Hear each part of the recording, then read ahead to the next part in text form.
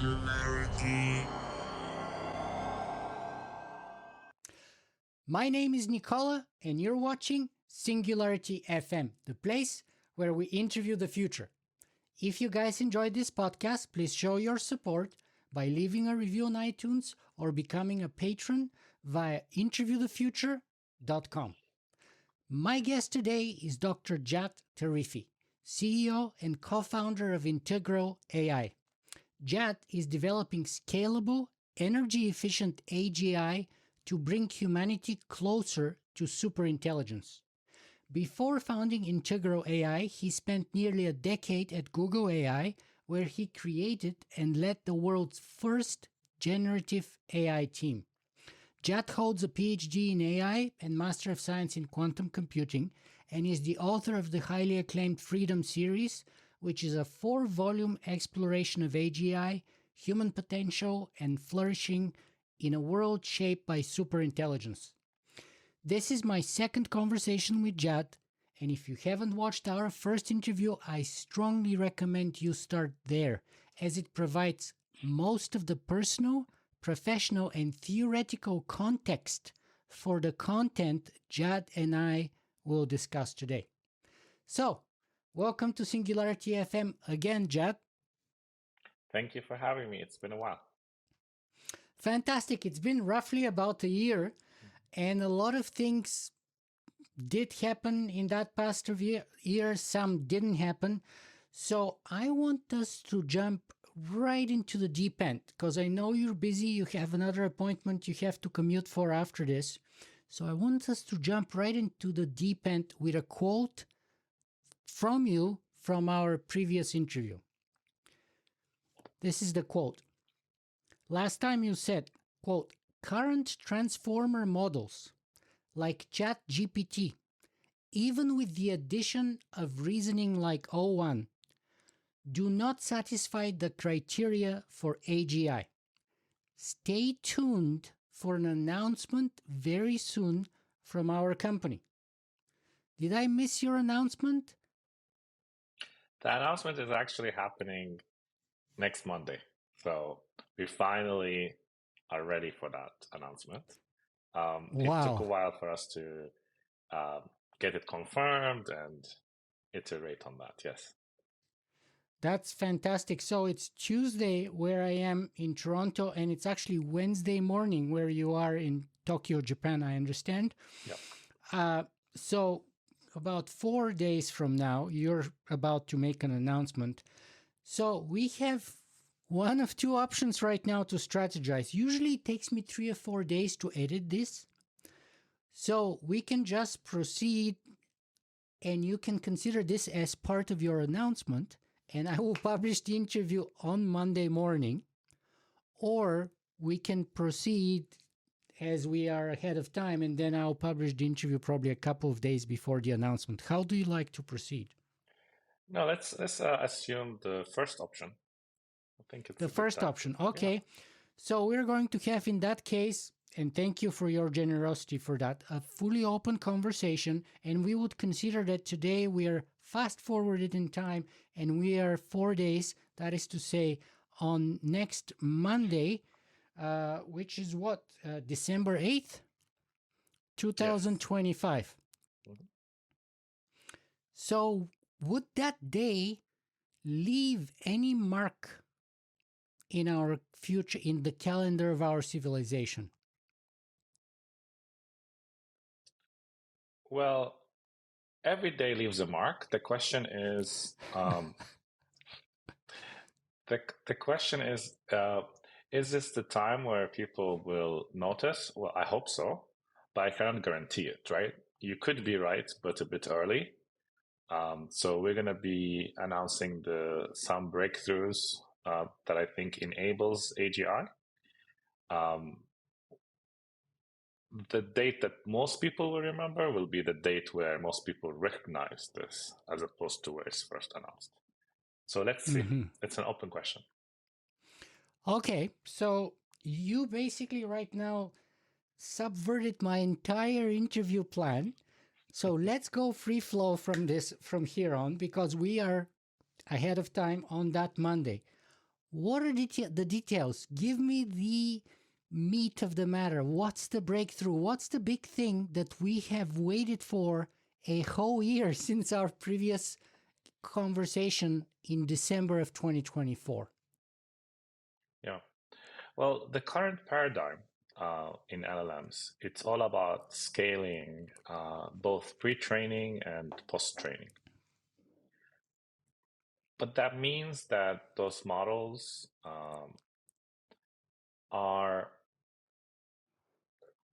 require a lot of compute in order for you to have them be deployed and acquire skills, right? What we need is to move to a world where the focus is not on tests, like have you achieved this particular score on a test, regardless of how much resources that you've put, to a paradigm where we optimize for learning itself. So it's how much can you learn new skills efficiently and reliably. So that means models that can continually learn on the job. And not only that, but maybe even create their own training data and feed it back to itself. And creating your own training data could be done by taking action in the physical world, by asking the right question with surgical efficiency, just like you do as a podcast host. You're good at probing questions. So we need models that can do that, that can interact with the environment and learn through interaction. So that's what we call interactive learning. It's a new paradigm of learning that lets models learn on the job while they interact with the world. And let's not forget there's one other condition. It needs to consume equal or less to the learning equivalence of a human. Yes. And continual learning is part of the secret for that, right? Because in current models, you have to retrain the whole thing from scratch, or you have to fine tune, and then you forgot a lot of the knowledge that you had beforehand. So continual learning is essential for this energy efficiency, but also the architecture itself has to be rethought to be an abstraction first world model as opposed to a prediction only world model. So are you telling me that you have an architecture which is able to continuously learn either from experience or from taking action, that's to say, or from surgically precise questions like the ones I ask usually in my interviews, and all at the cost of a dinner worth of energy, just like me before this interview? Yes, that's what I'm telling you. So we're dividing the breakthrough into three subcomponents. One is an architectural breakthrough to move from prediction-only models to abstraction and prediction models. So models that both explicitly abstract the world and then predict it, as opposed to purely predict it. And we can talk about why that's important and dig into why there are actually many scientists trying to do that as well. But we think we have the right approach to do that. That's an architectural breakthrough. And then there's a learning method breakthrough, which is going beyond current methods, which can be classified as imitation learning or reinforcement learning. So the new learning paradigm is interactive learning that enables both efficient planning to surgically take action. And that action could be a physical action or could be a question. And then feeding it back to the model and applying a breakthrough in continual learning so that the model can improve itself. So we've reached interactive learning allows model to self-improve. And the third breakthrough is a breakthrough in alignment. And this is basically how to make sure these models operate safely in the world. So when they are doing these surgical actions, they don't cause unintended consequences. and make sure that there's safety as they scale. Wow, this is mind-boggling. So, and just to wrap up, all of those three breakthroughs are because you last time when we had our conversation, you were the first interviewee ever that put very ambitious and hard requirement on AGI to consume energy equal or less to that of a human, Mhm. right? So, which is very ambitious, and it's gargantuan difference in efficiency between what we're watching right now as the ongoing scaling laws are costing us, not just hundreds of billions, but trillions of dollars, to continue the scaling process. So, are you saying that you accomplished these three things at an energy cost equivalence of a human? Yes, so to be precise, what we will reveal is what we call an AGI capable model, because AGI itself is a property of a model and its learning method. It's not the end system. The end system is when you scale that up through interaction with the environment, through experience. And we believe that this is the right model to scale to superintelligence. I think it's not surprising because once you have the right architecture that mirrors how the neocortex works, we should be able to implement it a lot more efficiently because we don't need to use the very inefficient chemical process of eating, of body maintenance. And so there's no reason a priori to think that once we have the right algorithms, we're going to be more expensive. So to me, it's a very natural expectation to have had in advance. And now we believe that these models have the right energy profile, that they're ready for prime time, they're ready to scale, and we're going to be able to see them achieve the superintelligence capability. Wow. Okay, so as I said, you subverted my entire pre planned flow for our interview. So let's take it step by step here and go, with the flow. Uh, by the way, for those who haven't seen the first interview yet, and I say again, guys, go and watch that interview because it was one of the most epic interviews I've ever done out of 320, 30 with all kinds of amazing people. But it was just epic. That's the word. It was epic, and we have a big frame to fill today, and I hope we would succeed. But we're starting strong already. So let's break it down into those three components and talk about the specific details of your announcement. So the first one was architecture, from prediction to abstraction. Tell us more about how this is different than the current GPT style models, because someone would say, well, they have some kind of prediction and they surely have maybe a little bit of abstraction, not fully blown, but to a certain degree, some abstraction of a cat, of a dog when you ask it to identify an image or something like that. So that means they do abstract at least a little bit. How is your architecture different than that? Great question. So there is actually a spectrum between memorization and abstraction. And on that spectrum, LLMs are not pure memorization machines. If they were, they wouldn't be able to adapt to anything, right? They just spit out their training data. LLMs do abstract, but their mechanism of abstraction is weak.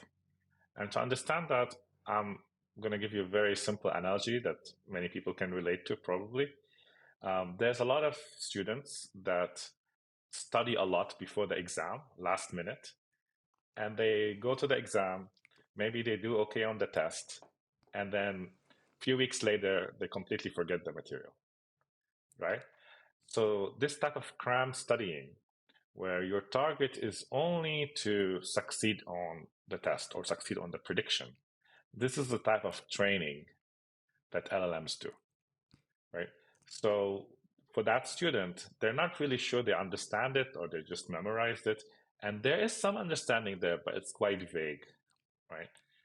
Whereas if you go to the other end of the spectrum, where you focus on abstraction, what you're trying to do is compress the data deeply. So this is the other student that have been thinking about the problem and maybe thinks about it in the shower, maybe dreams about the problem. And then if you talk to them, you can see that they've compressed the problem. They can talk about it very elegantly using very few words, but profoundly cut through to the fundamental essence of the problem. That is compression. And that type of student doesn't need to memorize anything, because 10 years later, you might ask them and then they will rederive the whole thing from scratch, right? So we cannot blame LLMs, because we're asking them to memorize. We're asking them to just pass the exam. We're not asking them to compress. We're not asking them to explicitly compress. So our model is genuinely requested to compress and predict the same time. Wow. And by the way, you reminded me with your example of my time at university, where one of the things that really used to drive me nuts is like when some of my colleagues or even friends would go and ask the professor, will this be on the test? And I'll be like, oh, this is driving me nuts. Like, who cares what's on the test? Are you here to pass tests or are you here to gain knowledge? Like, I don't care about the test, you know? I just want to gain knowledge. I want to be better. I want to improve myself. Sometimes that would come at the expense of me not paying too close attention to what's at the test. But I believe overall that really helped me to be a better person afterwards. Maybe not as best a student, even though I did quite well, but you know, some of my colleagues actually tried to do the opposite. They focused on being as best students in the test taking capacity of a student and not as much student in terms of the learning process and improving themselves. And that used to drive me nuts when I was a student. Yes, a lot of us can relate to this, because we all went to school and we've all meet these people. Maybe some of us were these people. And so that's why I like this example, because it clearly makes you feel the difference viscerally. Okay, so that's kind of the architecture. What about the learning model? Where is your breakthrough about the learning model? Because ChatGPT also learns. I give it all kinds of parameters. I put all kinds of documents in it. I say, look at this, my previous keynote speech. Look at my new keynote speech. Now tell me where are the greatest flaws in my speech and what would be the strongest possible arguments against what I'm arguing here. And it's able to learn and kind of recall what I've done and even come up with an argument against me, which in the end, I believe makes me stronger and better. So when I go and present, I'm not shocked about, making some ridiculous, unsubstantiated claims. And I actually like to use it very often in adversarial kind of a function as it arguing or playing against me, because even if I lose the interactions, those several interaction rounds, in the end of the process, I believe I come through better because I learn. So tell me, what's the difference between your model and ChatGPT? Okay. So traditional neural networks, including LLMs, when you teach them a new skill, and they don't try to revise the past, they end up forgetting the past. So, for example, you teach them how to clean the kitchen table, they forget that what they've learned how to cook, right? So you teach them a skill, they forget the previous one. This is the problem called catastrophic forgetting, interference in learning.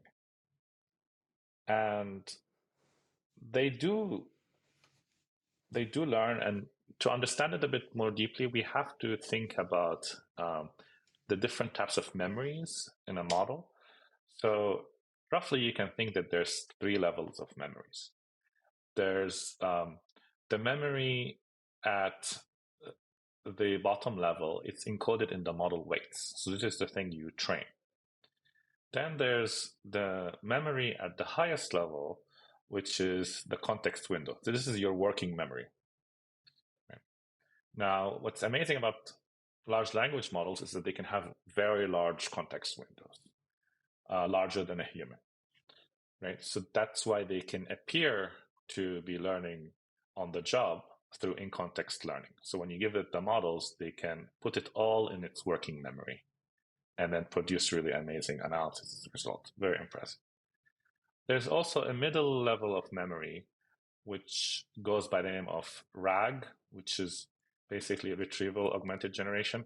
So they're able to access tools that they can read and write to, right, to help assist them, right, in that generation process. And then what happens is that they write to short-term memory, context memory, and then generate. This all works very well for a lot of applications, but not if you want to learn on the job. If you want to learn on the job, you must be able to bring new information that you've put in your context window back to the weights, back to the lowest level, the foundational level, and do so without forgetting important things from the past. So if you learn how to clean the kitchen, you shouldn't be forgetting how to cook, right? Otherwise, you're never going to, you have a game of guacamole. You're never going to be able to grow your knowledge over time. So to address this, we had to solve 2 very interesting complementary challenges and tie them together in a very nice way. The first is continual learning. Continual learning is when I give the model new data, how can I choose which memories in the past that it has to remember so it reconciles them together without forgetting. The solution to that turns out to look very similar to dreaming. So it turns out that the model has to dream up new data that it thinks is critically useful to remember, in contrast to existing data that it's being learned. So this process that's very similar to dreaming, we've shown experimentally over many different data sets that it's able to achieve continual learning. That's already a fantastic breakthrough that many people consider central to AGI. The second complementary breakthrough is related to planning. So can you plan efficiently at multiple levels of abstraction? The reason you want to plan efficiently is that ultimately you want the model to autonomously self-improve. So for it to be able to take action and generate its own training data, it has to plan the future, realize what it doesn't know, and what's surgically important to go and fetch from the world. So the model uses planning in order to know what it doesn't know and what it needs to know, and then uses action to collect the training data, the additional training data, and use continual learning to continuously improve itself. Putting all these steps together is what you call interactive learning. It enables learning on the job. Wow, so that's kind of like a recursive circle, or a positive reinforcement circle where the output becomes the new input, and then you go further and further. By the way, when you were talking about catastrophic forgetting, I was reminded of 15 years ago, it happened to me like all the time. It still happens to me all the time. 15 years ago, me and my wife had different phones. So I had an iPhone and she had a BlackBerry. And every time she had a problem with her BlackBerry, I basically had to, because I wasn't a BlackBerry user and she couldn't fix it herself. I had to learn it from the beginning to figure out what's the problem. Then I had to figure out what's the solution and fix it for her. And then 3 or 4, 5 months later, she would have another problem. And I'll take her BlackBerry again. And because I haven't used it in 5 or 6 months, I've forgotten everything. So I have to start again from the very zero beginning, learn everything again, figure out what's the problem and how to fix it. And after doing that for a couple of years, I was like, you know what, honey? We're getting identical phones. From now on, BlackBerry is over and we're going to an iPhone because I don't have the capacity to keep learning all the time your own system, and we need to be in sync so that I don't have to start from ground zero. So I have that kind of catastrophic forgetting, and that's just one example of catastrophic forgetting for me. Mm-hmm. I feel like that's a useful type of forgetting in the sense that if you don't really need the data or you're not expected to use it, you don't need to remember the detail, but maybe you're going to remember higher level strategies. For example, how did you actually end up acquiring the data? So the brain has to be very efficient in prioritizing what to remember and what to forget. The problem with neural networks is right now, you don't have a handle of that. Like literally, they forget important things when you're trying to fine tune them. So we need a way for the model to reason about what it needs to remember and explicitly try to remember the things that it thinks is important to know. Now, let's look at these two things, the dreaming and the planning and action, which becomes a kind of reinforcement, self-learning loop kind of. Let's take the learning part first. How is that different from AlphaZero? Because someone would say AlphaZero learned to play Go by playing against its own self. So in a way, it learned and taught itself to learn on its own, right? I think my understanding was that they basically had two instantiations of AlphaZero playing against each other, but I may have that completely wrong. Anyway, it was playing against each other, and it played obviously, I don't know, 1 billion games or 1 trillion games. I have no idea what's the data set there, but eventually it learned how to play Go and came up with totally what some people called innovative strategies, like the famous move 37 against Lee Sedol. So how is your type of planning and action kind of, which then goes into the planning again after the action is taken and learning loop, differ from Alpha?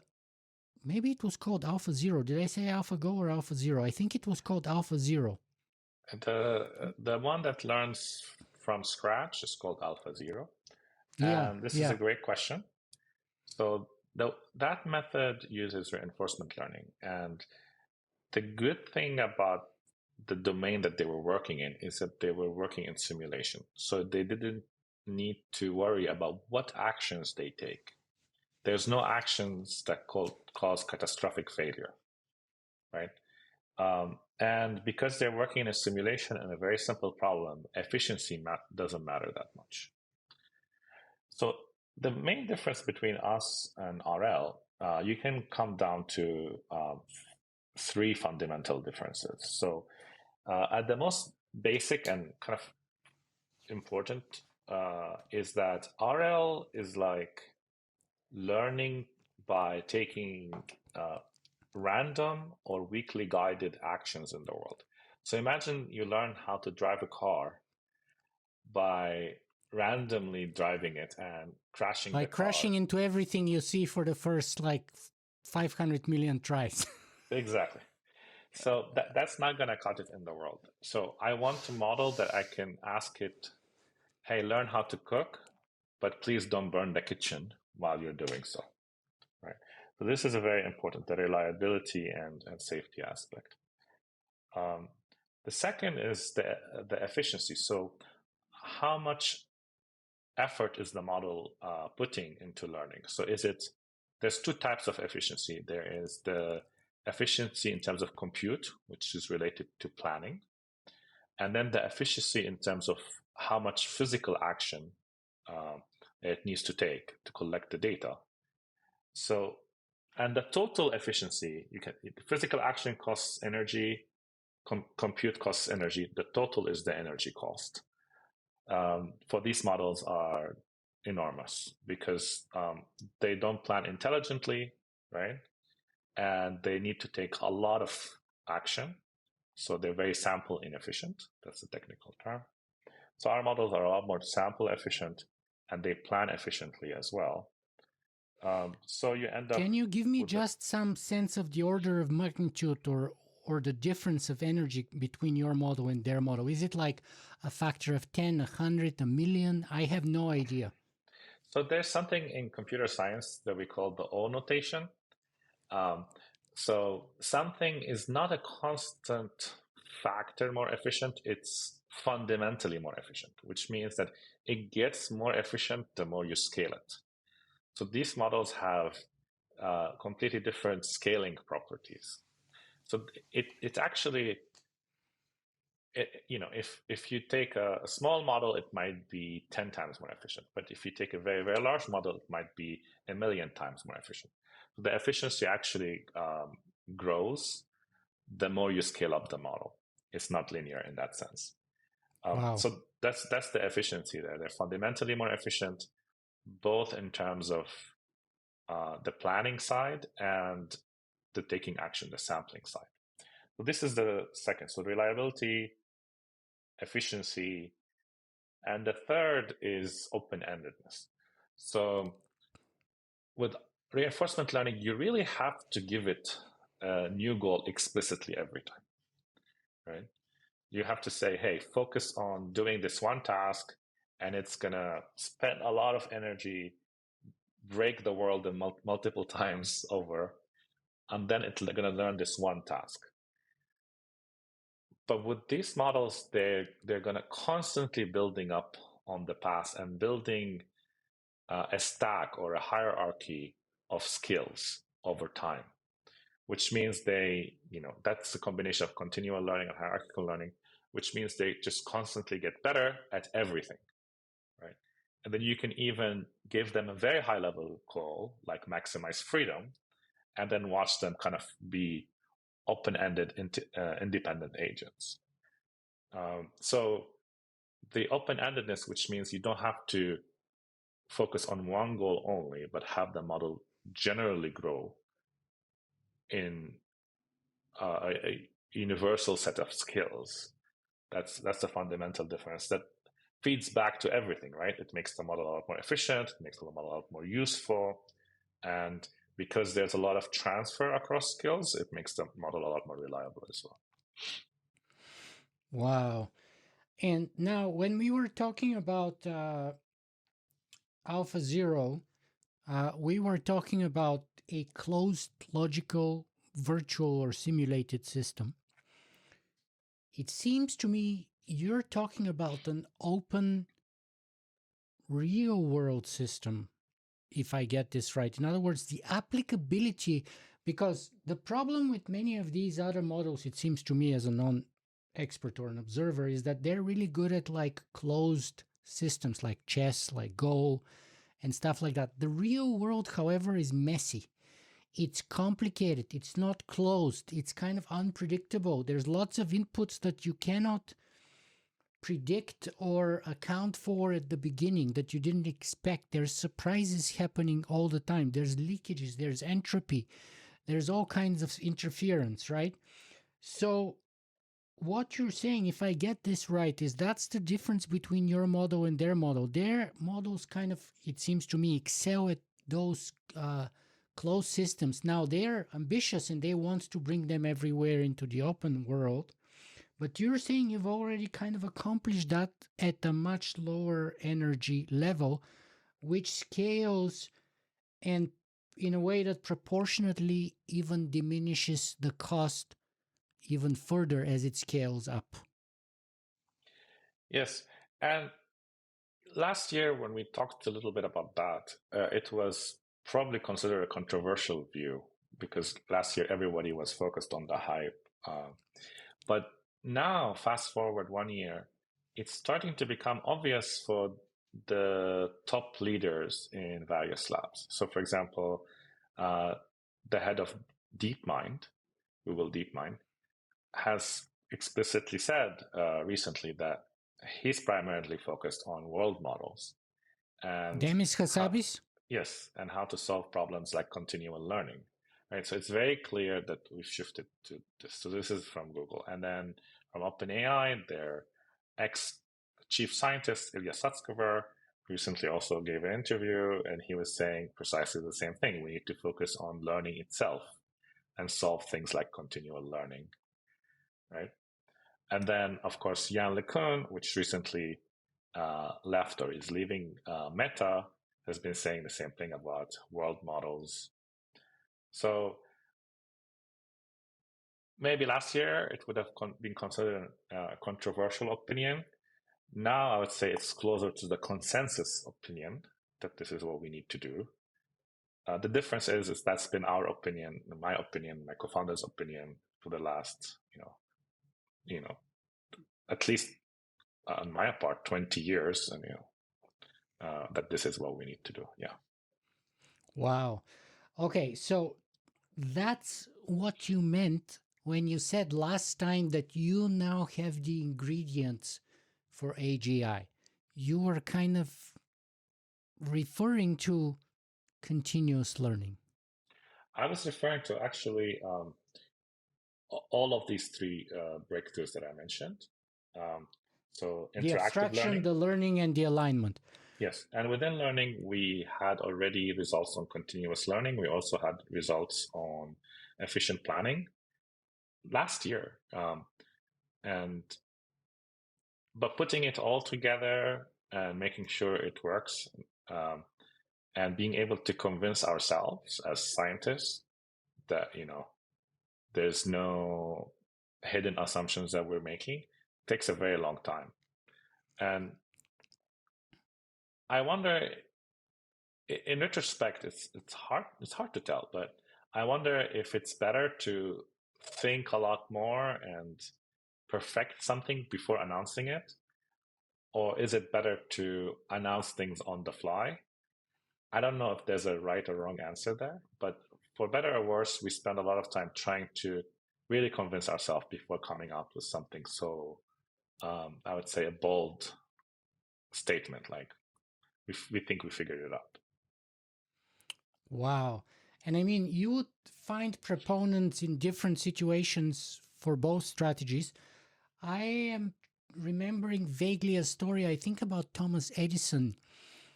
And I'm not sure if it was about the light bulb or something else, that he actually made the announcement way before they were ready. And his whole team kind of was freaking out, and he was like, great, now we have to do it because we already told the world that we've done it.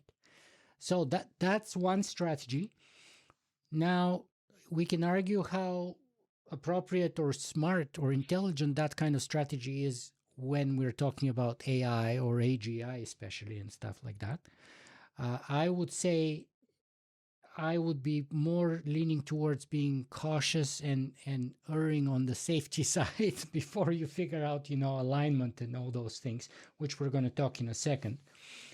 But let me ask you this, though, because the scaling efficiency seems to be also exhibited to some degree in the current LLM models. And what I mean by that is the following. The cost per token currently, I forget the exact number, but I think it has diminished, you correct me here, maybe by a factor of million over the last 2 years. Like the cost of token has plummeted. And now the scaling models and the training and all of that is growing exponentially. The investment that companies are putting is now spanning trillions of dollars. But the actual usage efficiency per token, at least, is diminishing. And now, of course, the demand is exploding too. So it's actually outpacing probably the efficiency gained per token of energy. So in other words, we are demanding a lot more tokens to be consumed faster than the energy efficiency is increasing of those or plummeting. And so the overall bottom line is that our energy demand is still growing despite the fact that the energy consumption per token consumed is diminishing. Does this make sense to you? And how, if so, how is it different than what you have discovered or are launching? This is all correct, and I expect this trend to continue. So there's a big gap, and we're going to continuously improve that part. But even though everything you said is correct, it's focused on inference. The thing we care about is the learning process itself. So the learning process has to be more efficient. That is the key here. LLMs, by the way, can achieve anything, right? So LLMs, especially if you put them in a loop, approximate a Turing machine, are Turing complete, which means they can brute force anything. So given enough energy and data, you can brute force your way to learn any problem. They can compute anything, so of course you can do it. That's not interesting. The question is how much you can learn anything efficiently and reliably, like without brute forcing it. And once you've learned it, then the inference part is all about, optimizing the engine to run fast. And I expect that to continue to improving, not only at the software layer, but also at the hardware acceleration front. Yeah. Okay, so that's about the learning part, but tell me a little bit about the difference and you kind of touched a little about it, about the action part, because to the ignorant like me, we have some kind of agentic capabilities out there already. So for example, if I want to buy a plane ticket and if I want to tell, Perplexity or something like that, using their Comet browser or something, buy me a plane ticket or buy me a this and that, and I have my credit card inputted in all of this, it could find a plane ticket and buy one for me now, allegedly. Now, I haven't done it because I honestly haven't been wanting to give it my credit card and take a chance on like getting an expensive ticket I don't need, but allegedly it can do that already. So in some ways, if that's true, there's already some kind of action being taken. Is that correct in your opinion? And how is it different than what you're accomplishing and doing? Absolutely correct. But it's, again, the same answer. I hope I don't bore you to death. Oh, no. So the difference is that our models is taking action while it's learning, not only in inference time. So it's taking action in order to teach itself, like an experimental scientist. So it comes up with a hypothesis about the world, takes action, sees the result, improve its world understanding, and then can come up with a new hypothesis and so on. So you can ask this model, hey, go invent a room temperature semiconducting material. And it should, understand all the literature out there, make some experiments in a lab, get the results, improve the literature, and then keep iterating in a closed loop until it invents that. You can ask it, hey, go cure this type of cancer, right? And then it's going to have to do what it takes. And as a scientist, we don't take random action, I hope, right? We try to be very thoughtful and plan ahead and strategically decide what are the most efficient way we can experiment in the world to update our scientific theory, or what we call a world model. And the scientific method is all about iterating on that in a loop, right? So this is interactive learning. So the interactive learning is both the method of science, experimental science, but also the method by which babies learn how to navigate the world. So.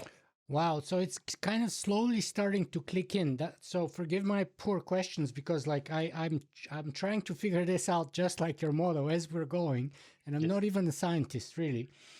But so okay, what's the kind of resource limitation on your model? Because you gave two examples, like whether creating a superconductor at room temperature whether curing cancer, you can task or prompt your AI with that kind of thing. It would start the loop of, planning, learning, taking action, creating a hypothesis, then doing the whole loop again and improving. But there has to be some kind of resource limit, whether in terms of time, in terms of constraint, or in terms of resources of data or energy consumed within which it's supposed to resolve that task. Because maybe it would end up like the supercomputer from the Hitchhiker's Guide to the Galaxy, where they asked this super brilliant, smartest machine that was ever designed, what's the meaning of life, the universe, and everything. And it took 5 or 6 million years before it was able to compute, because it went into this loop. And obviously in the book, they were able to go and, get the answer after 5 or 6 million years or however millions of years it took. But we don't have that luxury in our reality here today. So there has to be some kind of limitation. What are your limitations or your model's limitations within which it's operating?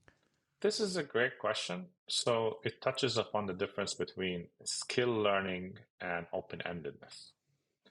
Right. And the way you give the model these limitations is by defining the skill properly. So if I say, hey, I want you to learn how to cook a meal, but I don't want it to cost more than, say, $100, right? And I'm hungry, so I need something within 10 minutes. Yeah. Right? So these are the constraints that you give it as part of the definition of the skill you want it to learn. Right. But here's the powerful inversion. Once you've achieved that skill-specific learning capability, you can define a skill that is so open-ended that you can get the other side for free. So you can say, hey, instead of cook me a meal under $100 in 10 minutes, I want you to do the best possible, the greatest possible skill ever, which is maximize the collective agency of the world or maximize freedom for the world. And just go ahead and do that. So that gives you a recipe for open-endedness, for the model to kind of literally be like the Hitchhiker's Guide to the Galaxy, where it goes on and on and on forever.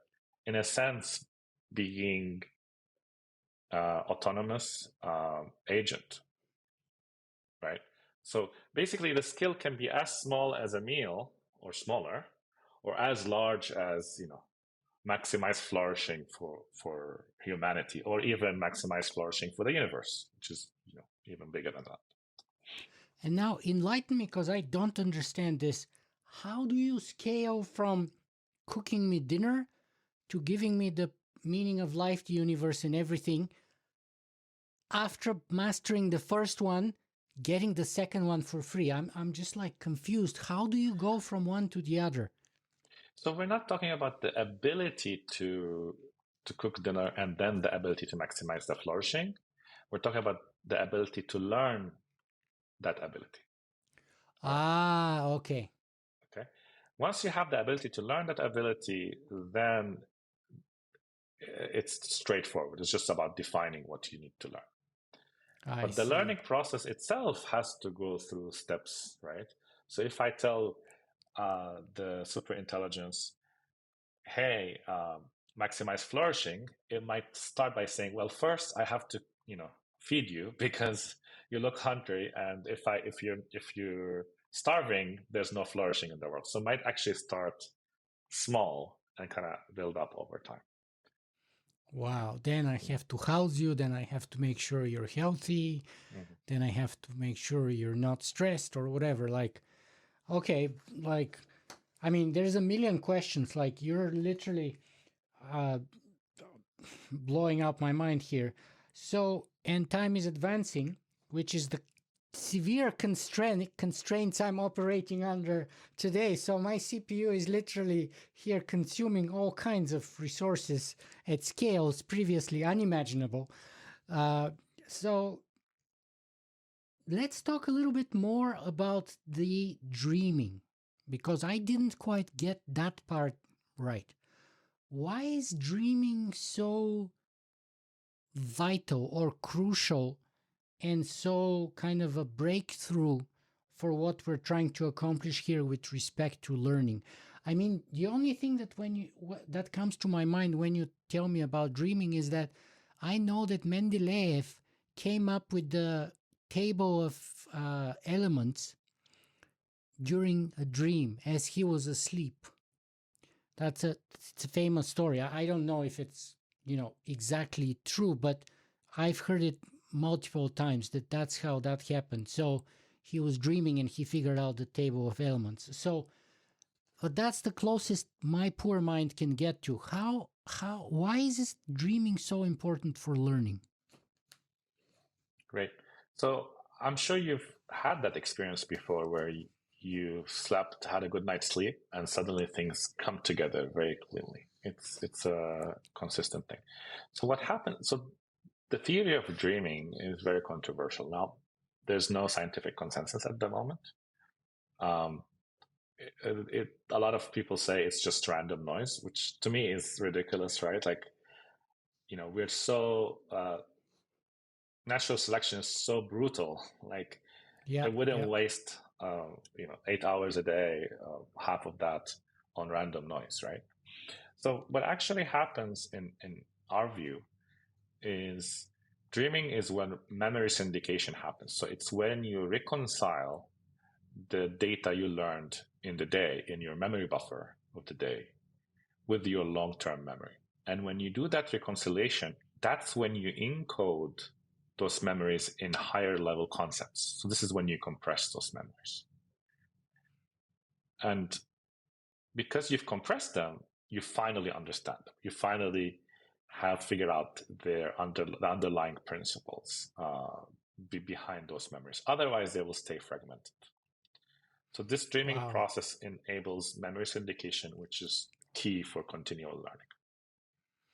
Yeah, it reminds me when I was in high school, I was lucky enough to be accepted in the best high school in Bulgaria when I was 14. And first year is a lost year. It's called a preparatory year because after grade 7, you don't go into grade 8, but you go into preparatory year. And the reason for that is that you start studying English at a very intensive level. So everything that you study, chemistry, biology, literature, you name it, history, physical education, even everything is in English. And the idea is that, and you sleep and you live there in that high school, at least at the time, that's how the system was. We had a boarding school, so you couldn't even leave. And you even had to ask for your food in English and all of that stuff. And the idea was that at some point, sooner or later, if you start dreaming in English, that means you're making progress. You're kind of internalizing and absorbing that and kind of learning, picking up the language. Because up until then, I didn't really know a word of English, to be honest with you. And so in the first year, I remember towards the second term at some point, I literally started dreaming in English. And I was like, oh, I guess I'm starting to learn. I'm starting to pick up the language now because I'm actually literally dreaming in English, which was weird to me because it never happened before that. Yes, the world of dreaming is fascinating. I've had similar experiences where I solve problems in my dreams. And if you're interested in that, I would recommend exploring something called dream yoga. So there's a ancient tradition from Tibet and India about Wow. being able to kind of become lucid in your dreams. But not this is not just typical lucid dreaming. It's about actually bringing meditative insight in the dream state, um, and using that for self-inquiry and growth. Um, Lots of good books.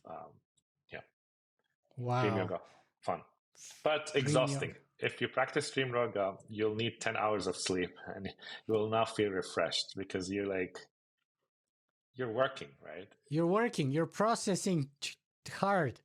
Yeah. Wow. Okay, fascinating. All right. So we talked about the architecture, we talked about the interactive learning model. Mhm. Now about the alignment. I mean, this is kind of also a big claim to say the least. I mean, there are all kinds of people which are saying alignment is impossible. Let's define it first of all. What do we mean by alignment here? How do you define alignment? That's the first question. And the second is, once we define it, how did you accomplish it? Right.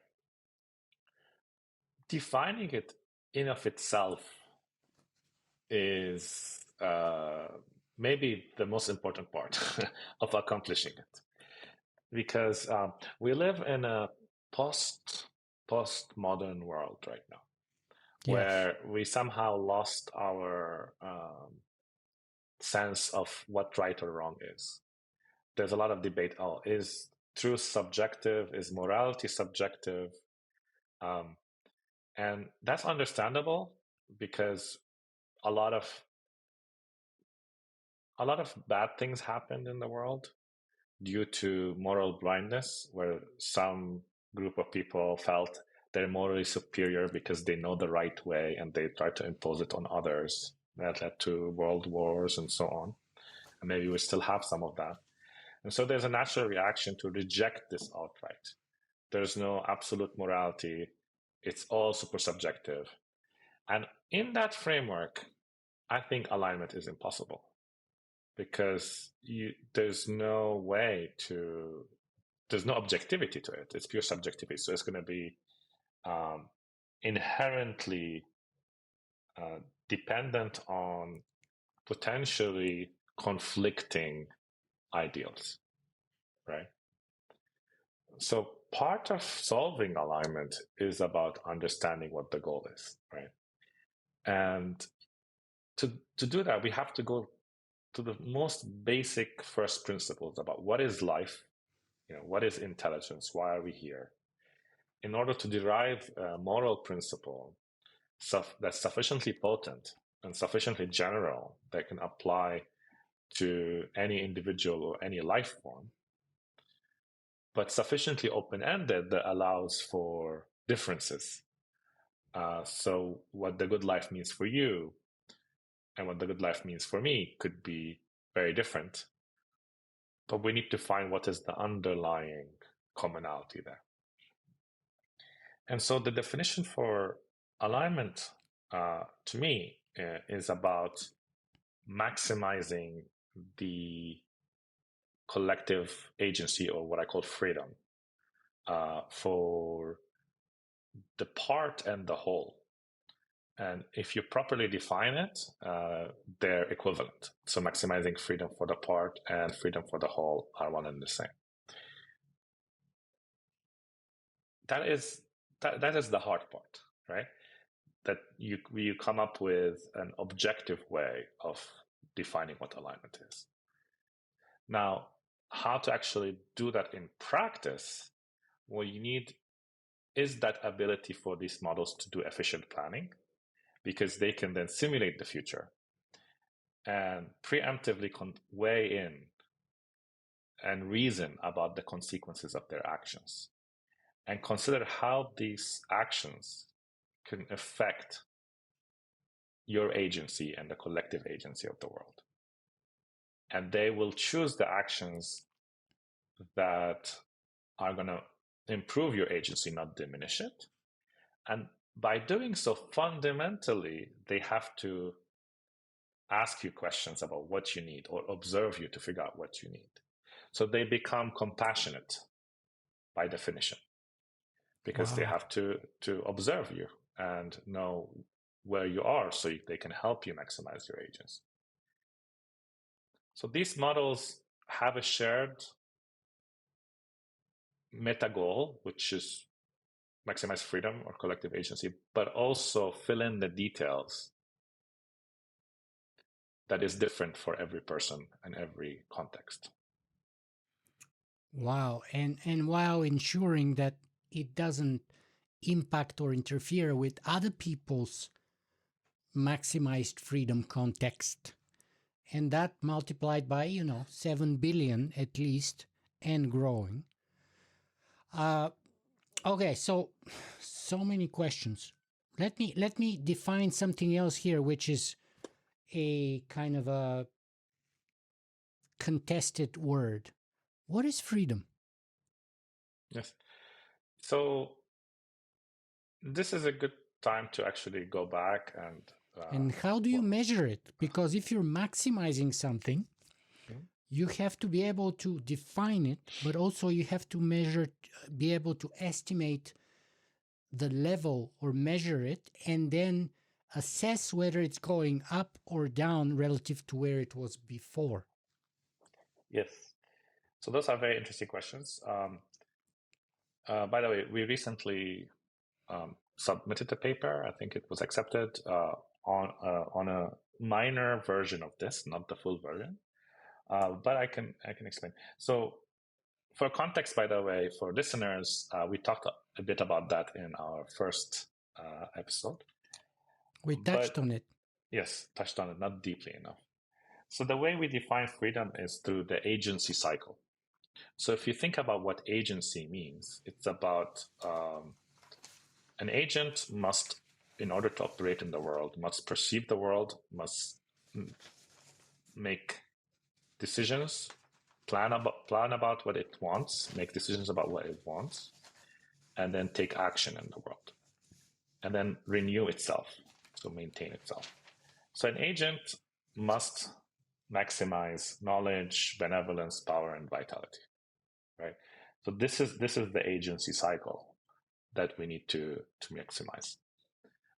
The problem is you don't know how to maximize it because it's completely uncomputable, right?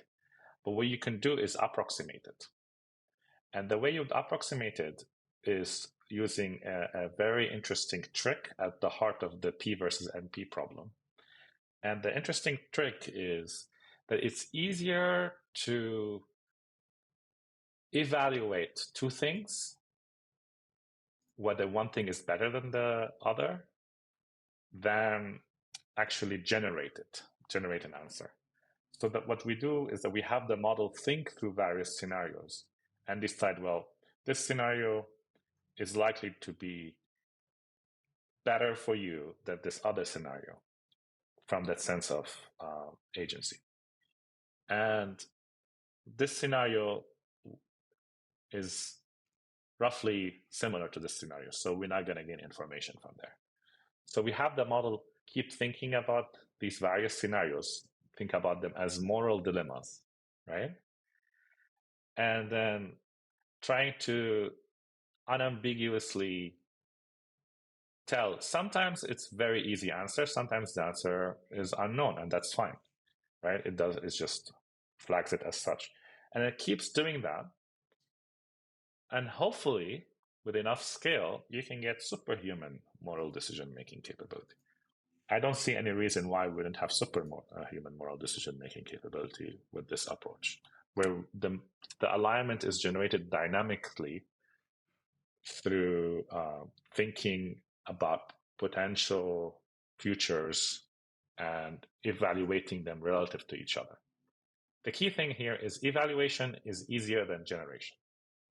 But you can bootstrap generation by generating random things or intelligently planning various generations and then comparing them and feeding that back to the generation process. Right? So this is a way to scale this up. Right? Okay, but can you please forgive me? And I have a follow up question, but did I miss the definition of freedom? So Yes, you said it contains these four things like the ability to perceive, to plan, to act, and to maintain. mm-hmm. And in the previous conversation, you said that they need to be infinite ultimately. That's the goal. Like, so infinite perception, infinite ability to plan, infinite ability to act, and infinite ability to maintain. So I get that, and we call that kind of godhood even. Mm-hmm. But how do we define freedom? Did you say it and I missed it? I apologize. So capital F freedom is that exact thing. And short F freedom is basically the gradient towards that.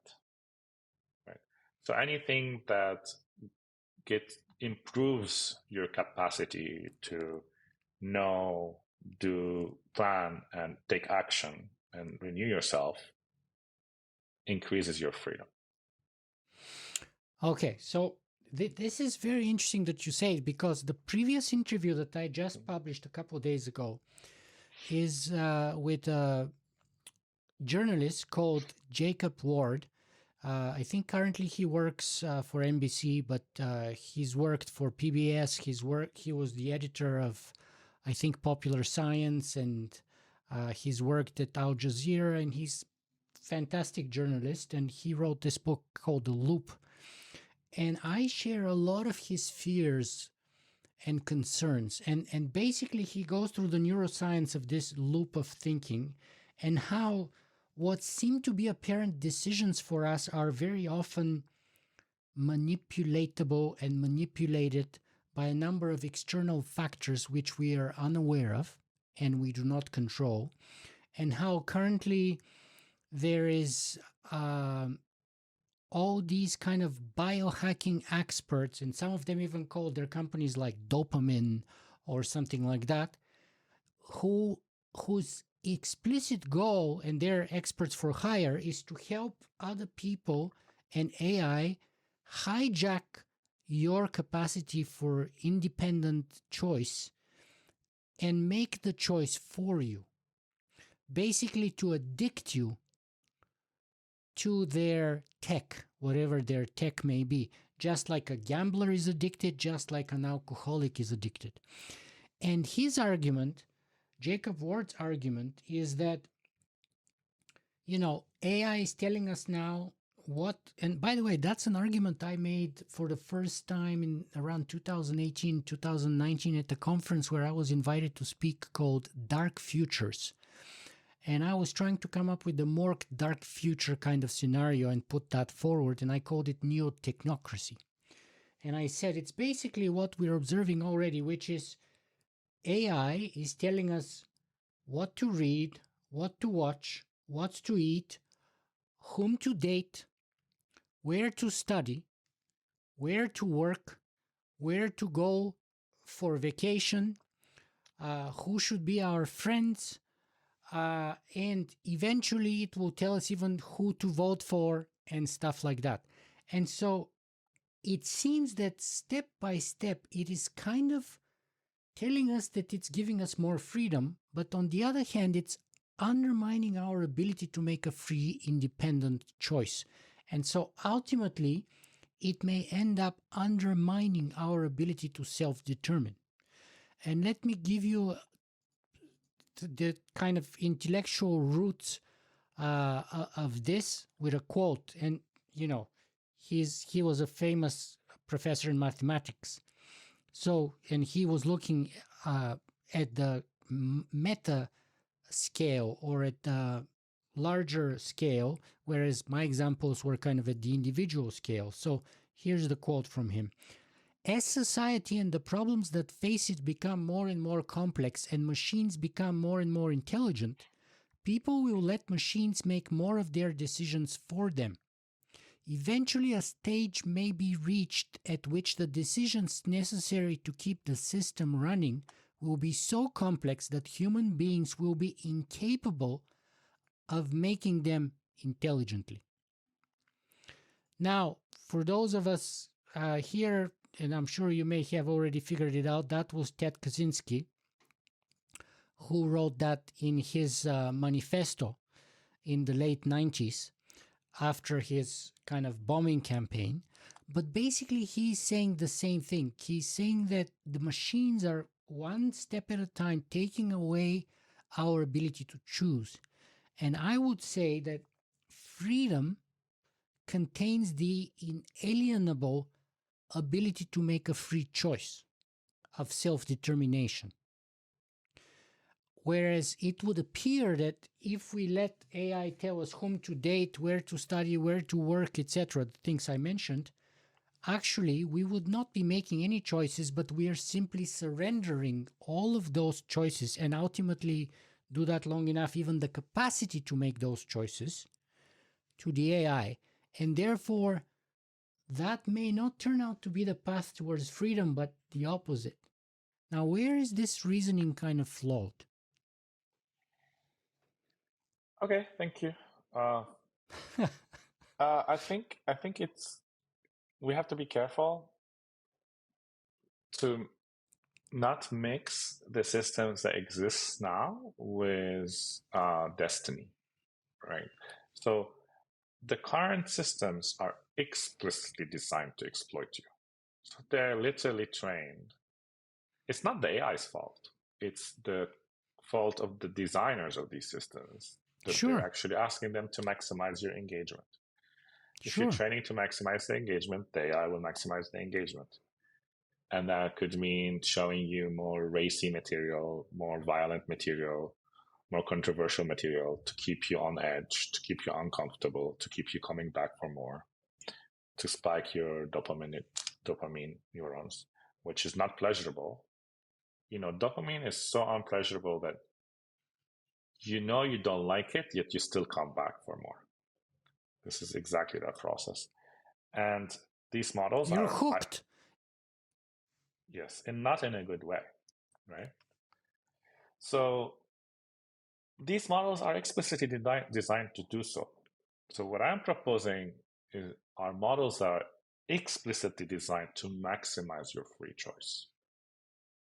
So let's not mistake a design decision by engineers and designers and companies with profit motives for something that as a civilization we can fundamentally choose differently. We can design it differently. In our definition of freedom, the AI maximizes your free choice in the sense that it simplifies the world for you so that you can make even better choices. It presents you with genuine points where your life can bifurcate, right? Do you want to do this or that? And these are the raw, genuine decisions that you ought to make with your body.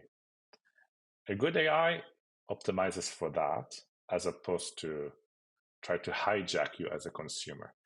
And by the way, this is a reflection of the capitalist economy we live in, right? So the capitalist economy reduces individuals to rational economic agents that must be hacked, whether through labor, you need to work to survive, right?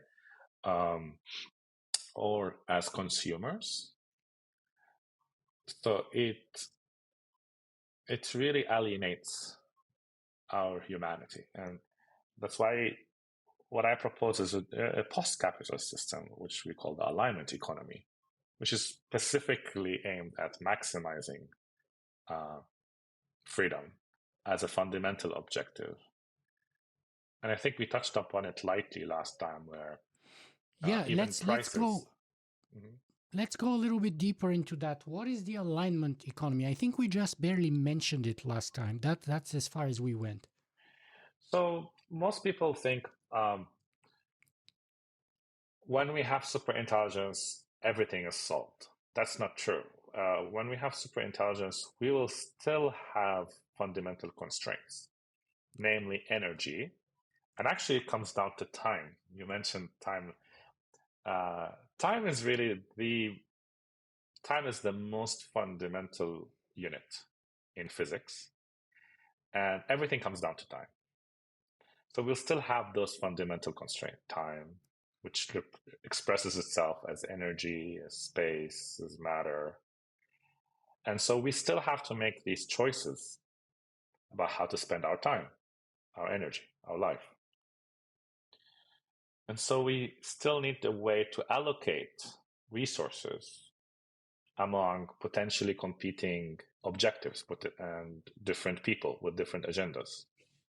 And so we need an economy after all, right? Even with superintelligence. So how do you organize that economy?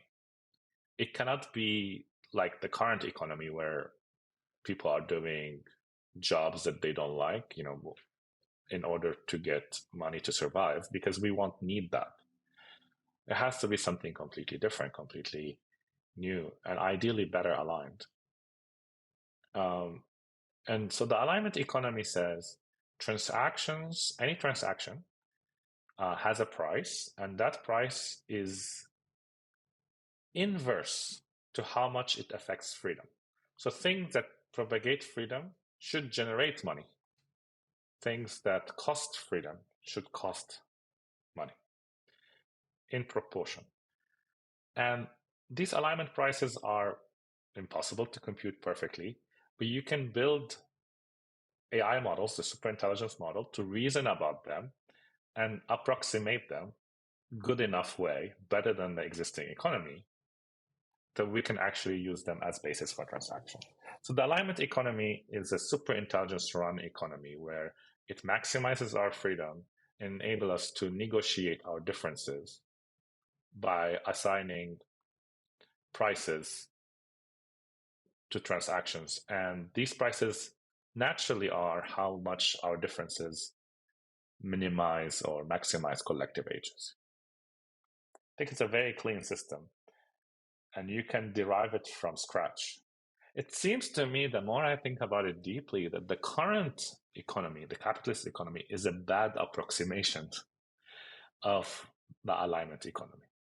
And you can consider actually other models like socialism or China-based mix of socialism and capitalism as also other approximations for this ideal alignment economy.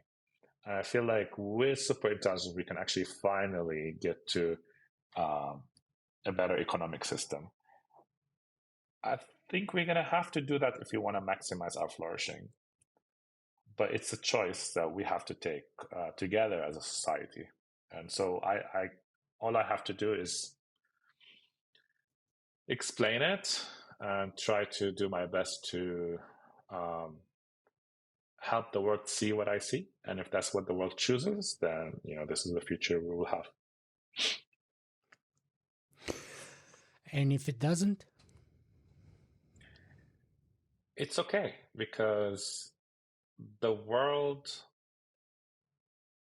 is free in a very deep sense, and you cannot do good by trying to overpower its fundamental freedom.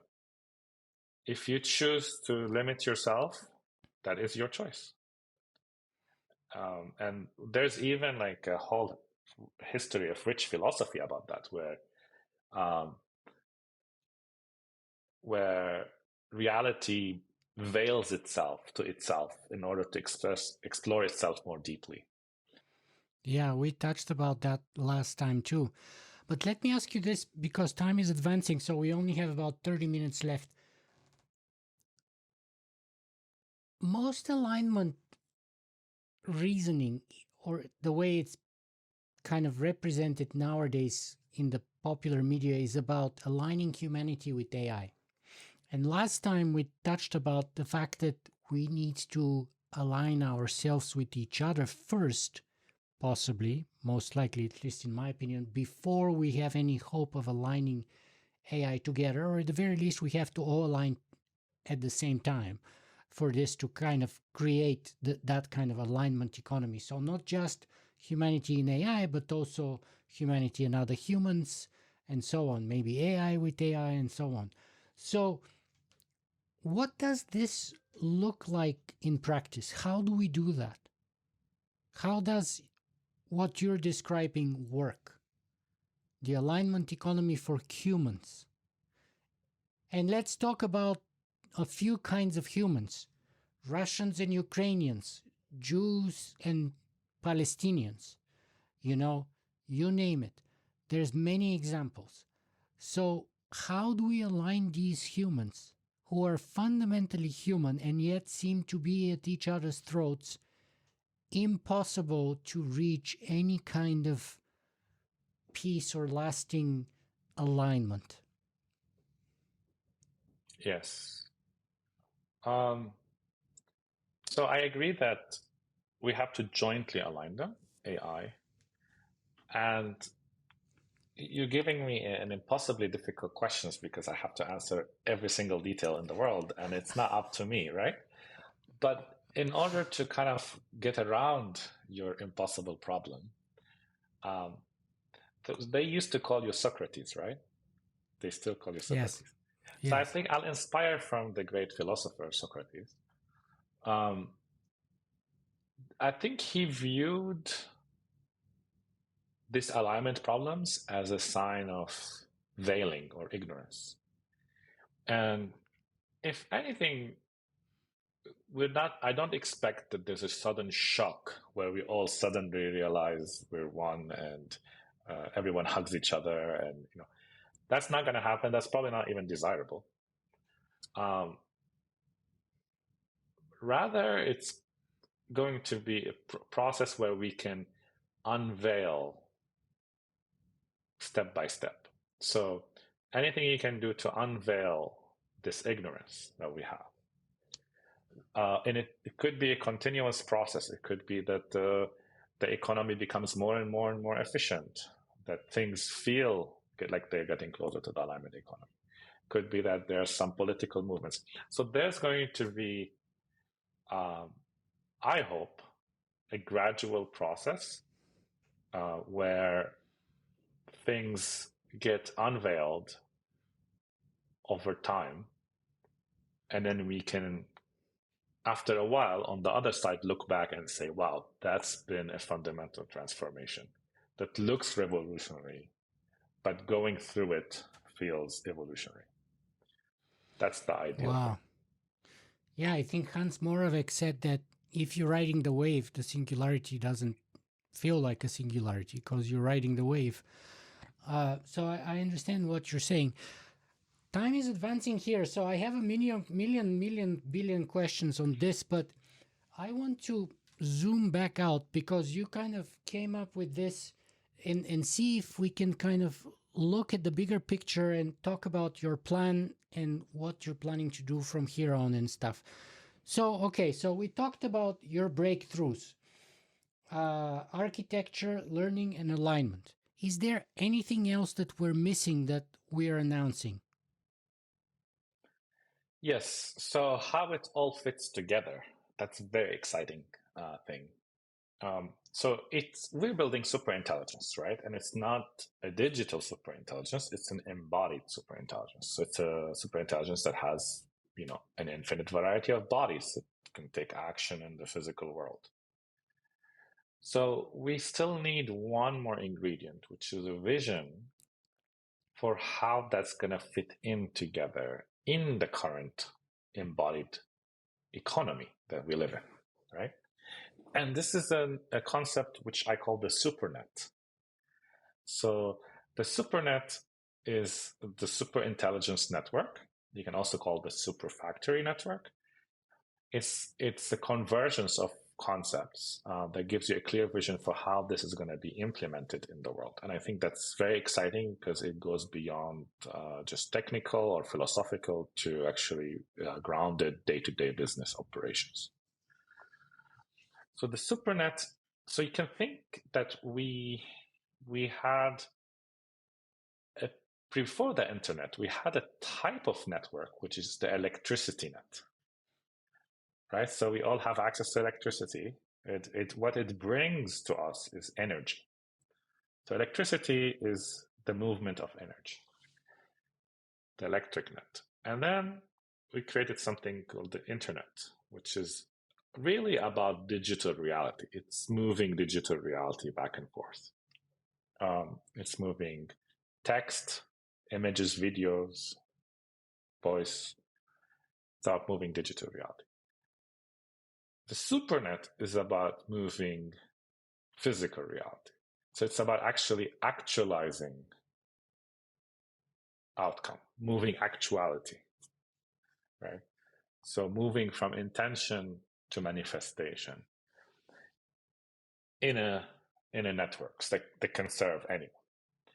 So the way we envision the supernet is it's a network of nodes. Each node could be a factory, a company, a service provider, a household that is all coordinated by superintelligence to coordinate together and realize any human request. So say you want um, to build a house, uh, you know, a very nice house underwater for some reason, right?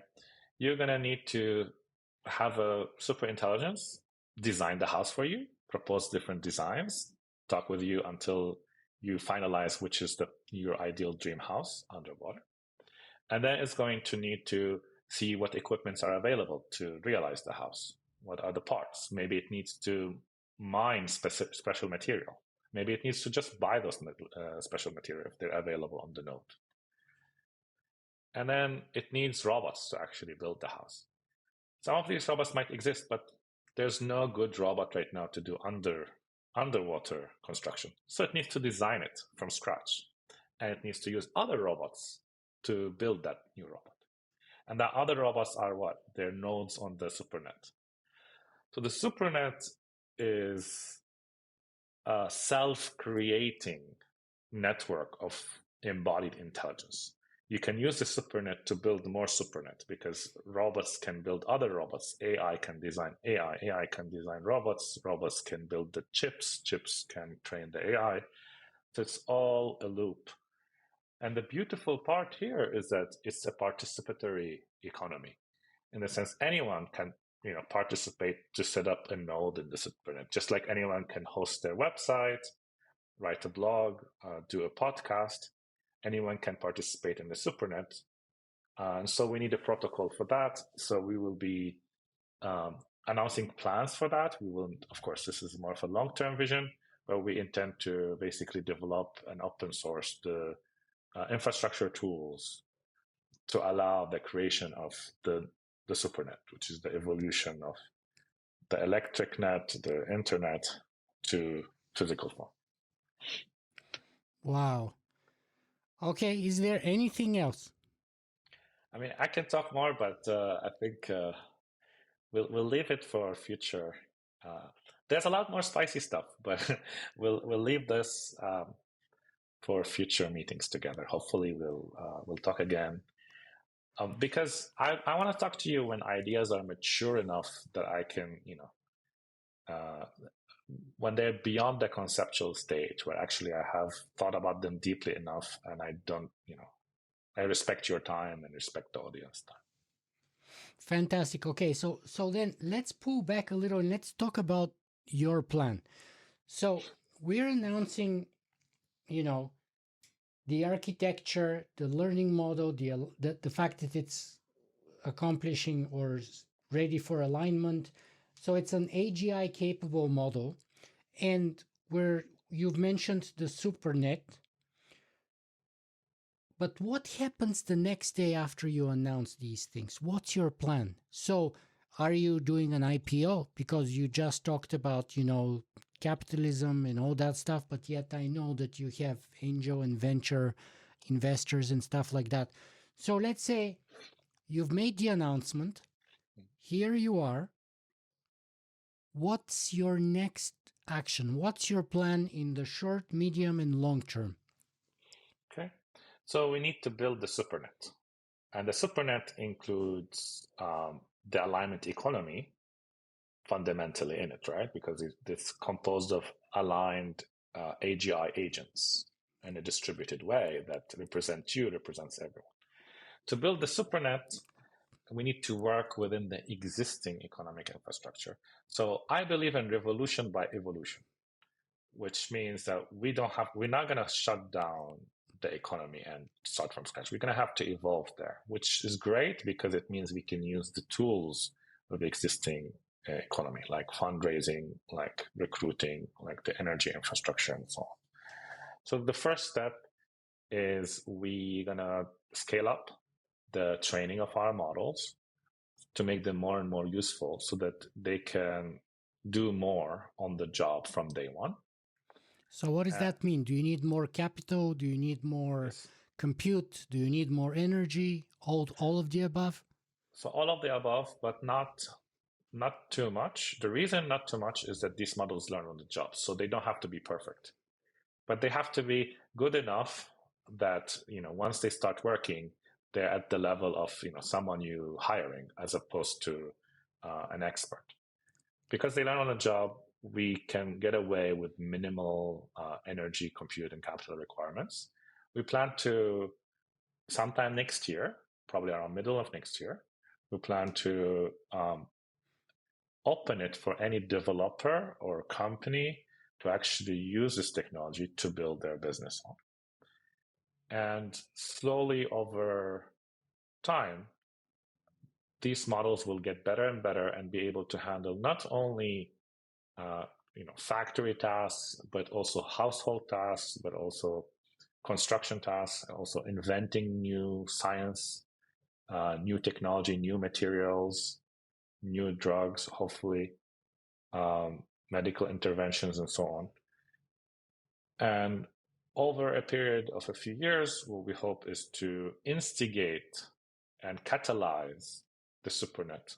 We don't want to own the supernet. Nobody can own the supernet by definition, but it's something that we hope to play a catalytic role in its creation. What about the AGI capable model? Yes, so that is the engine. That is the thing that is powering the supernet. So supernet is a network of AGI agents that are communicating and negotiating together on the behalf of every supernet node. So every business, every individual part of the supernet will have an agent on its behalf representing it. Just like we get access to electricity today, we're going to get access to this. Embodied superintelligence, exactly. That's the back end side. The front end side, this is going to take us a complete different tangent, but there's going to be a super end browser. So the super end browser, we call it Stream. So this is the way the supernet renders itself to you. So it has to be completely personalized to every individual. Compassion approach, right? Maximizing your free choice. So instead of it being recommendation engines that's maximizing your engagement, instead it should be maximizing your agency and freedom. And so that supernet has a front end browser that is generated on the fly. Every pixel is generated on the fly. Every modality is generated on the fly. That is a browser that I think will be very much how we interface with the supernet as individuals. And the alignment economy might start being just a regular economy, but as time goes on, people will choose to value, whether individuals will choose to value economic externalities more, or eventually groups of individuals or even countries, then you can imagine a gradual transition to the alignment economy through the supernet. Yeah, there's a lot more, like I said, but I really want to be mindful to share things when they're ready to share. Sure, yeah. And then, okay, so, but I'm just trying to understand how do you fit within the current system? Because the system that we operate with is so powerful that it creates the context which literally ends up giving meaning to the content we create. Even if we have totally unique and original content as your AGI capable model is supposed to be, the structure within which you place it may actually change its very nature. That's my concern here. And that's why I'm trying to figure out what's the structure you're planning here. So when you said all of the above, but not too much on energy, capital, and compute, can you tell me what not too much means? And does this mean you're going to be doing an IPO? Would you be taking your company public? We're too early in the company history to do public. Our earliest plan to go public would be in about 3 years. That's the earliest reasonable plan. So But you do we, another round of capital, uh, sort of like more venture capital? yes, so given our capital requirements are not very high on the pre-training part, and our customers, because it's learning on the job, they basically, in a sense, pay for the scaling because the scaling is benefiting them. So it's actually a pretty good business model compared to traditional LLMs because LLMs have to do everything in advance. They have to put everything in the training phase because it Are doesn't you learn on the saying job. you'll be able to bootstrap this on its own? Exactly. Exactly. Oh my God, Yeah. that's fundamentally different than currently. All of those you have had to pour tens of billions, if not hundreds of billions into them, and still there is no full on return on those, and there may not be for a while, especially with the current level of capital investment. Yes, because they don't do continual learning. So there's no way to bootstrap. You have to do everything in scratch. So continual learning is fundamental to getting the costs down. So you can get that process of, every usage is improving the model. So you're either partially or fully planning to bootstrap this, meaning self fund it rather than go to more venture capitalists. We will get a minimal amount of venture capital investment, and we are actually talking about this and closing the round soon. Um, but that's like a joke, right? Like the amount that we're raising is very little. It's primarily bootstrap. We do need to push it a little bit, right? So you don't have random ways Yeah. to start, but Yeah, that's it. Yeah. I We understand. I plan a understand. Yeah. bootstrapping approach.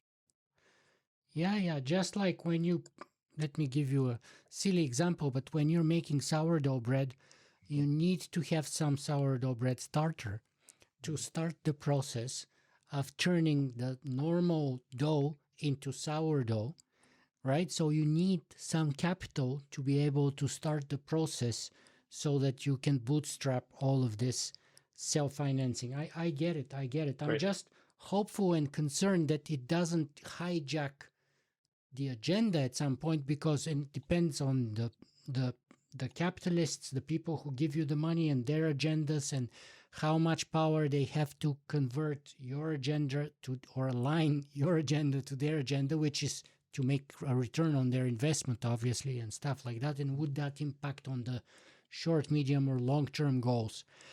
Okay, so I think this is a good moment for us to bring our conversation to an end. So let me ask you this question, as by way of closing, perhaps. We discussed last time that your goal is not like other people. So your goal is to create, to give humanity a magic wand. So the stress here being not like other people and companies in the AI ongoing race towards AGI. Your goal is not to just create a magic wand, but your goal is to actually give away, give the magic wand to humanity. So it looks like, presuming, and that's a big presumption, but presuming that all of this that you've shared with us today pans out. So we have this AGI capable model. It really is able to accomplish what you're hoping to accomplish. It really is able to start that supernet. It really is able to bootstrap and turn the normal current capitalist economy into the alignment economy in time, reasonable time frame. So not as a revolution, but one step at a time, which would hopefully accelerate, and in a few years would get it there. So this, let's say, is kind of like creating the wand, right? You have the model, you have the supernet, the economy, the alignment economy, the elements are there. What about the giving part? Is the giving part when do we reach? So if on Monday we celebrate the benchmark towards the creation of the wand, what about the benchmark of the giving of the wand? How do we measure and estimate whereabouts are we there? Because as you said last time, it's not really about the creation of the want, it's about the giving it, whereas everyone else is focused and preoccupied on the creation. I don't know, that does this question actually make sense to you? Mm-hmm. Yes, yes. That's a fantastic question. I love that question. Um, one of the things that I believe when you find a good mission for your company, this mission is never complete, right? So Google's mission is organize the world's information and making universally accessible and useful. Um, that's an infinite mission. It never ends, right? And in a sense, that giving is never going to end, right? Because there's always more to do, and that's wonderful. That's how you know you have a good mission. It's inspiring. You can take action on it in the short term, but also it takes you very, very far. But how would we know we're making progress? What are some of the metrics, right? So the things that I care about is to see more agency in the world. So people are empowered to follow their dream, do what they think their ideal life should be an artist, be an explorer. And you can measure that through the diversity of choices being made. And also technically just the number of degrees of freedom available to humanity. And it might even be a bit more concrete, like, do we have disease? Can you choose to live for 1,000 years if you want to? How much do we understand the world? Are we have we chosen to go beyond the Earth and maybe be galactic AGI civilization, or maybe not? Um, how much are we aligned with ourselves? How much do we know ourselves more deeply? So all of these are not very hard metrics in the sense that they're not as easy to measure. But just like we defined freedom and we said that we can make the models align to freedom better by comparing various plans. We can also compare various states of the world. And it's always easier to compare than to generate. So we can say, well, it seems like to our best capability, we have these better outcomes. So we have more agency in the world. This is how I know. Wow. I know when I feel like you can author your future, you can author your life, however you like it. Yeah, that's a very noble and a good way of measuring it, because unfortunately, much of humanity, or too much for my liking anyway, is trapped into survival to be able to actually make a free choice about, and don't have the agency to go or even look beyond that survival trap. And I'm talking not just like in the third world, but even here in Canada and stuff like that. People are so busy and working and just like caught up in the rat race and all of this. And living the artistic life, as you put it, would be a noble kind of a measure in some ways, though there's also a number of questions coming to that, which we can't go into today.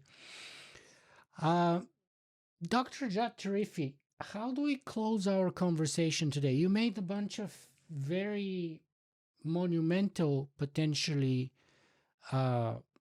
announcements. I didn't expect that, to be honest. I was more prepared for you telling me a story about how something didn't happen that you were expecting to happen, because I've had this story before. So now we're making these announcements. You're making these announcements. How do you want to send us away? And by the way, I hope it's not like Albert Einstein, who published his, theory of relativity, and then for a bunch of years, nothing happened, really. And it took, I don't know, 10 years or something for someone to do a test with the solar eclipse and all of this in two parts of the Earth. I think one was in Australia and maybe one was in South America, and they were able to confirm with a prediction Einstein's theory of relativity, and then it became the big deal. But it was a very, very long time from the day he published it until the day that came, almost a decade, I think, and so nothing. So I hope we're kind of, if what you say is true, I hope it pans out much faster than in his case. So how do you want to send us away today? Well, I feel it would be nice to keep it open-ended, and we send it by leaving room for more. So I would be happy to do another podcast with you in the near future and continue digging deeper. Maybe then you tell me, wow, the announcement worked well, or you might say, what do we need to do to accelerate things? And maybe I'll be able to reveal some additional exciting stuff that we've been working on and I've been working on. Wonderful. Okay, so let's leave it open-ended, but give us some more specifics on the announcement. Is it going to be, because I'm going to publish this hopefully right before or during, maybe. So I don't know if specifics will be useful. Where can people go in and find more information after the announcement is a fact? Who are hungry for more information from the source rather than third party like a podcaster who is a non-expert like me? Yeah, so we will have an announcement page on integral.ai, and there will be a contact form for people who might be interested to try out our sandbox. So we built an AGI sandbox. Wow. That lets you kind of play with the AGI, the baby version, and see it learn. Yeah, by the way, that was a lot more work than I thought it would be. The sandbox itself was, a lot of technical issues that have nothing to do with AI, just sandboxing. Okay, I'm going to tell my friend Professor Roman Yampolsky, because he's the expert on security stuff. Let's see what he thinks and says about it. Okay. Well, Dr. Jad Tarifi, this was another absolutely fascinating, potentially epic interview with you again. Let's hope in retrospective, someday someone would say this was epic. And I want to thank you so much for being with us today and for having the generosity to share this with us. Thank you. Thank you.